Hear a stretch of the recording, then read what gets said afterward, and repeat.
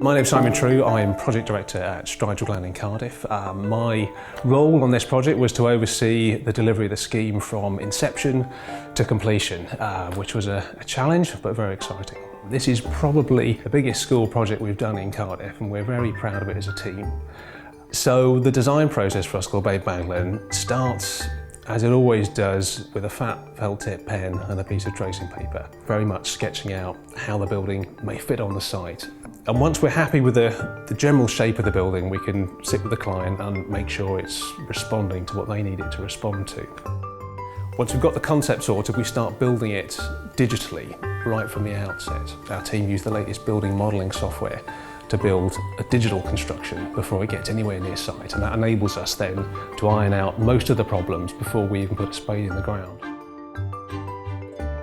When we first saw that site, it was a typical Welsh windy day and a wet day, and the rain was coming at us horizontally and we were being quite well windswept. So we thought immediately that this building needed to protect the children. So the key design features on Baglan are the core central spaces, the performance space and that central hub space where all the children can come together, and the flexibility of those spaces, being able to open up or contract depending on the size and shape of the activities that are happening in the day. The primary school wing, it's a lot more colourful, a lot more playful. The secondary school wings as well, that sense of drama when you look down the central space from the top floor and look out across the balcony, and you can look down and see the life of the school from that vantage point. And that central courtyard is a lot of fun. It's inspired by meadow grass colours, so even on the coldest, grimmest winter day, there is still some life and some colour in there that the children can enjoy. We've actually tried to allocate a couple of colours per wing, so that as soon as you go into one wing, you know through the colour where you are in that building. The colour is always commented upon.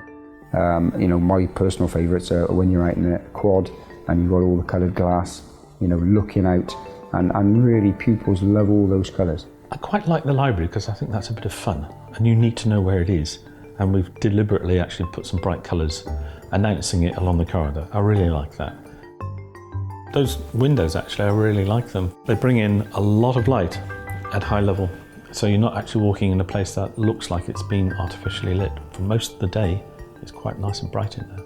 The roof has a substantial area of solar panels to feed back into the national grid. And one of the things they've actually come up with is a perforated profiled sheet. The sun actually then heats that surface and it warms the air that's behind it, and that air rises and it does a lot of the preheating of the air within that space. There's been a great reaction, particularly from the local community, which we're really pleased to hear, which as a designer is fantastic to have put all that effort into the building, and then to hear that it's actually being used as you intended, and probably in ways that you never even anticipated. It is the flagship scheme that Eisteddfod Talk and the client want. I'm thrilled with what we've produced, and I'm very, very proud, not only of the building for the pupils, but also how the building is operating and really transforming the community.